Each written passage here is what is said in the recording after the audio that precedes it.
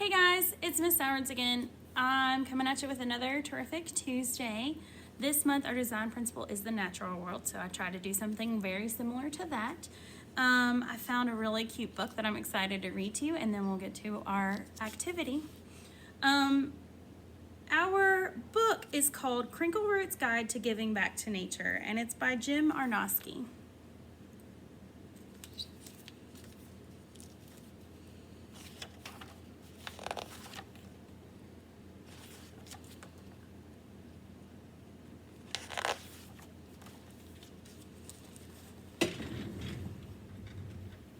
Hello, my name is Crinkleroot. I was born in a tree and raised by bees. I live deep in the forest, in the peace and quiet of winter. I think about the trees, the earth beneath the snow, the water under the ice, and the wild animals. I celebrate these things by giving back to nature each and every day. What can one person do to give back to the earth? What can someone small, like me, give back to the sea? I'll show you the things I've done throughout the year. Then you can see how you can give something back to nature too. Sometimes giving back to nature means helping provide food when an animal is hungry. Feeding seeds and corn to wildlife is a great way to help birds that do not migrate and small animals that do not hibernate in the cold winter. Different seeds attract different birds. For instance, chickadees, blue jays, and grosbeaks all prefer sunflower seeds. Squirrels, chipmunks, and mice do as well. If you mix sunflower seeds in peanut butter and smear it on a tree trunk, woodpeckers will also come to dinner. Pigeons, sparrows, and juncos like smaller seeds such as millet. Finches love thistle seeds, and safflower seeds will coax shy cardinals to your feeder. Whole kernels or cracked corn, dry kernels smashed with a rolling pin, will bring crows and wild turkeys to your yard. And dried corn on the cob will be eaten by deer, possums, and raccoons. Fun fact, possums have a hard time getting rabies because their body temperature is too low most of the time, so if they get rabies, it's because they were already sick. This mound of snow isn't really snow at all. It's just snow covering a knoll where I planted grass last fall. That's what I'm giving to the deer and rabbits living here, a new green spot to graze this coming year.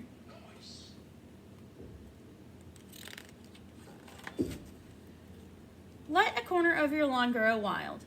It will become a cool and shady tangle of weeds and tall grass for small animals to rest, nest, and hide in.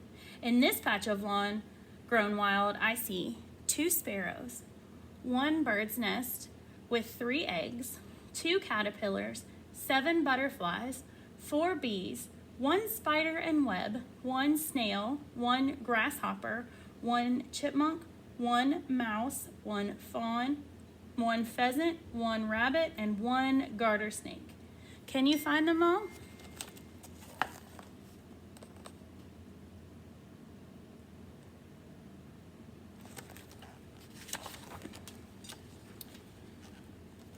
Plant a butterfly bush at home or at school. Butterflies feed on this sweet liquid called nectar that is produced inside certain types of flowers. A butterfly bush's flowers will provide nectar from spring to fall. Each butterfly bush flower plume has hundreds of tiny blossoms, each containing a drop of nectar. Here's a sampling of the butterflies your blooming butterfly bush might attract. So there's a viscera, a monarch. They're very similar. Looks like monarchs are bigger. A tiger swallowtail, a red admiral, a zebra longwing, dog face, blue, and sulfur.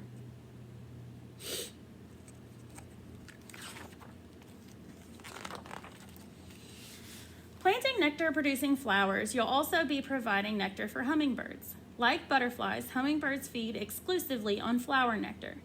If you live in a place where migrating hummingbirds show up in early spring, you can welcome them with a feeder full of sweetened water. This will give them nourishment until the spring flowers bloom and produce nectar. To make sweetened water, mix in 1/4 cup sugar for every 1 cup of water. East of the Mississippi River, that's where we live, There is only one species of hummingbird, the ruby-throated hummingbird. The female ruby-throated birds do not have the colorful throat patch that the males do. West of the Mississippi River, there is a variety of hummingbirds. Here's a small sampling to look for. So there's the black-chinned, the broad-billed. Here's the ruby-throated male and the ruby-throated female. This is the rufous, costas, rivolis, calipes, and violet-crowned. Cool, huh? I love trees. Trees shade and cool the earth. Their roots hold soil in place so it doesn't wash away with the rains. Tree leaves produce oxygen for the air we breathe, and tree trunks, limbs, and branches create high, safe havens for wildlife. Sometimes giving back to nature means helping it regrow. For every tree that falls from age or an axe, heavy snow, or strong winds blowing, I plant one to take its place, and I keep the forest growing. Every tree starts off as a tiny seedling. Even this massive oak tree was once small enough to hold in the palm of your hand. That's a good idea for the natural world this year. Maybe you guys could plant some trees outside since we lost so many in that big storm. Plant a tree and watch it grow. All you need is a shovel for digging, a container of fresh water, a nursery seedling, and a sunny spot. Tree roots probe the soil to find moisture and nutrients. Some types of trees have shallow roots that spread out underground. Others have long tap roots that dig down in the ground. So see how these are kind of shallow and then these are long? So if you want to plant a tree, you dig a hole just deep enough to fit all of the seedling's roots. Gently refill the hole covering the roots. Pour about a glass full of water around the base of the seedling and water it once a day for a week, and then let the rains take over. Sometimes giving back to nature means respecting an animal's space. For big animals like deer, moose, bears, and wolves, I give them space to hunt for food, space to run, and space to raise their young. The space an animal needs to be healthy in the wild is called its home range. One animal's home range can overlap many other animals' home ranges and may even include parts of your neighborhood. Some large animals live within a surprisingly small home range. White-tailed deer live their entire lives in less than 1 square mile of woods and fields. Other animals need more space to roam. A black bear's home range is 10 to 40 square miles, depending on the availability of food. A timber wolf's home range covers 100 or more square miles.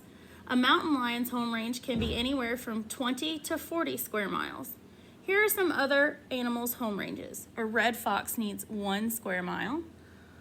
A bobcat needs 6 square miles, a raccoon 6 to 10 square miles, and a moose 3 to 4 square miles. The next time you see a wild animal, think about its home range. Where does it run and play and sleep? Where does it find food and water? Animals come to this brook to drink the cold, clear water. I help keep the water cold by planting trees on the stream bank for shade. By picking up fallen branches, rotting leaves, and other litter near or in the stream, I help keep the water clean. Sometimes giving back to nature means picking up after yourself. Trash in a stream can be harmful to wildlife. If you fish, wind your broken line into a small, neat wad and take it away with you. Animals can become tangled in discarded fishing line. Also be sure to use only non-lead sinkers. Lost lead sinkers are toxic to fish that may accidentally swallow them. The plastic rings of drink holders can strangle small animals. Always cut or break the rings before throwing the holders in the trash. I like to cool my bare toes in the water, but when I'm walking in a shallow stream, I wear thick-soled water shoes to protect my feet from sharp stones. When I leave the stream, I scrub my water shoes clean to avoid spreading unwanted water weeds or algae from one stream to another.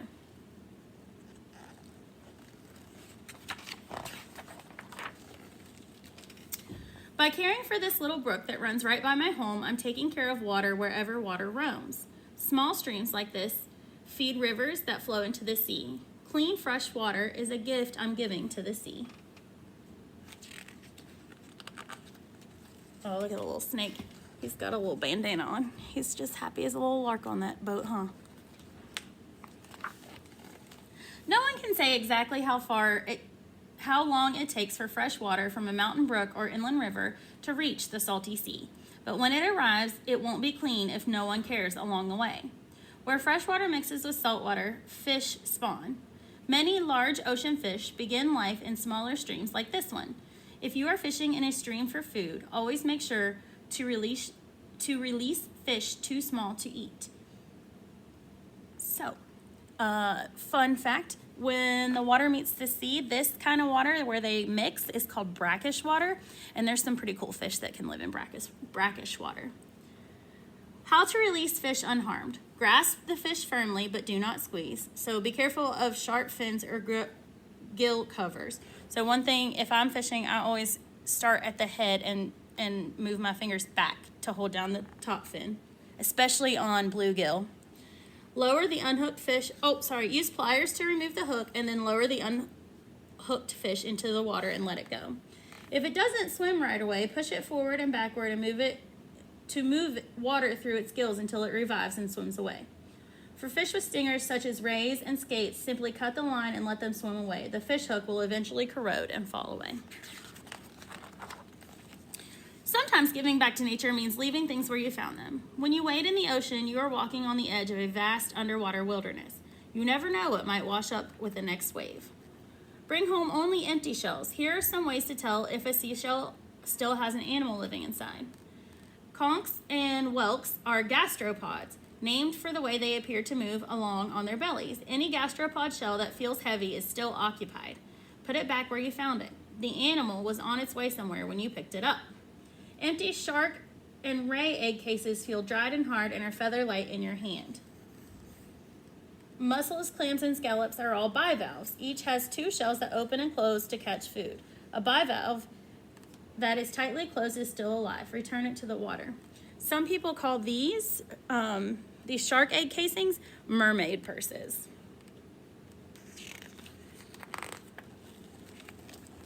Sometimes giving back to nature means simply protecting it. Sand dunes protect salt marshes and coastal homes from the ocean's pounding waves. The roots of grasses and other dune plants hold the dunes together and anchor them in place when storm winds and waves hit. Without the plants, the dunes would slowly wash away. Walking or running on sand dunes destroys dune plants. To protect dune plants, always walk around a sand dune or follow an established path or boardwalk. That way, the dunes can go on protecting the coast. When you leave the beach after a long day of playing, there are many creatures that come out in the dark. If you like to catch caterpillars, lightning bugs, frogs, or salamanders to look at and admire up close, don't keep them longer than 15 minutes, and if possible, release them exactly where you found them. So here is a monarch caterpillar, a lightning bug, a wood frog, and a spotted salamander. We have spotted salamanders in our area. Sea turtles are at home in the water where they are weightless and swim swiftly and freely. They feel less at home on shore where they must crawl slowly to lay their eggs in the sand. If you live on a beach where turtles nest, don't disturb them by coming too close. Don't shine any light on them. Keep beachfront porch lights turned off. The turtles will feel safer and more at home in the dark. Every creature is happiest at home where the sights and sounds and smells are most familiar. I'm heading home to the forest. This old mountain trail is worn from years of boots, boot heels, wagon wheels, and animal tracks. Way up here in the cool breeze, I can smell autumn in the air. If I hurry, I'll get back to my cabin in the woods just in time to see the leaves change color. Sometimes giving back to nature means learning new ways of doing things, like composting autumn leaves instead of burning them or throwing them in the trash. Composting means letting biodegradable things such as grass clippings or leaves break down and decay naturally.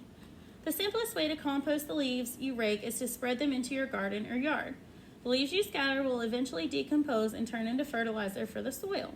Some communities have a collection center where you can drop off bags of grass clippings and leaves to be composted. As the first flurries of snow start to float down, it's time to think about keeping warm and conserving energy so we'll have enough to last all winter. I have my warm woolly sweater and just enough firewood to heat my tiny house. You can give back to nature by conserving energy in your home.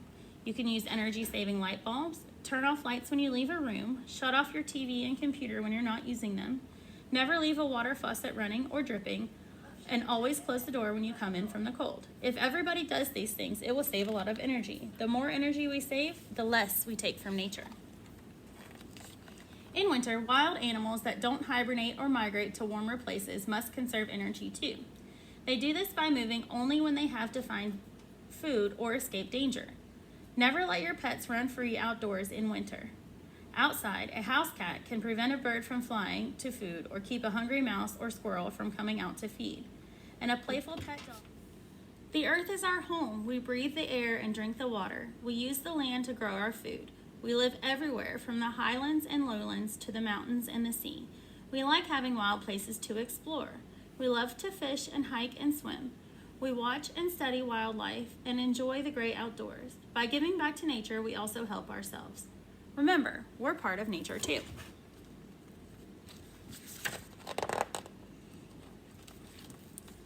So that is our book for April, and like I said, it's called Crinkle Roots Guide to Giving Back to Nature. I really like that book. It's got a lot of interesting facts in it, and if you know me in any capacity, you know what an animal lover I am. So I think it's really fun to read about them and their home, and where they're in their habitats and what they need. I thought it was kind of cool learning about how far an animal needs to roam. So I think that the deer that live in my, I always tease that they're the same deer, but they must be the deer that live in my neighborhood. So we've named them, and it's kind of fun to watch their babies grow.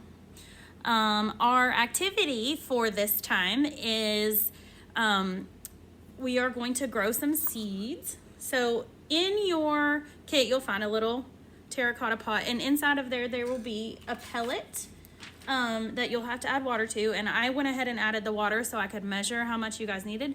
But these cute little flowers are actually seed paper, so there's actually seeds in here. So when I added water, I added about a cup. This is 2 ounces, so I added one of these, and then about a half an ounce. So about 2.5 ounces of water is what you need to make it expand, and it'll look like this. Now, there's 2 ways you can do this. You can leave it like this and press the flowers down into the soil, but I'm going to show you the other way you can do it. So you can just tear off or break apart the soil and stick it down into your terracotta pot. And if you do it that way, then it spreads out a little bit more. So all I'm doing is tearing this biodegradable paper off. So if you don't want the biodegradable paper on there, you can just tear it off and compost it like they said. And then you'll have your loose soil here. And all I'm gonna do is I'm gonna take these cute little flowers and I am going to press them down into the soil. And then I'm going to give it just a hair of water, so make sure the soil is moist.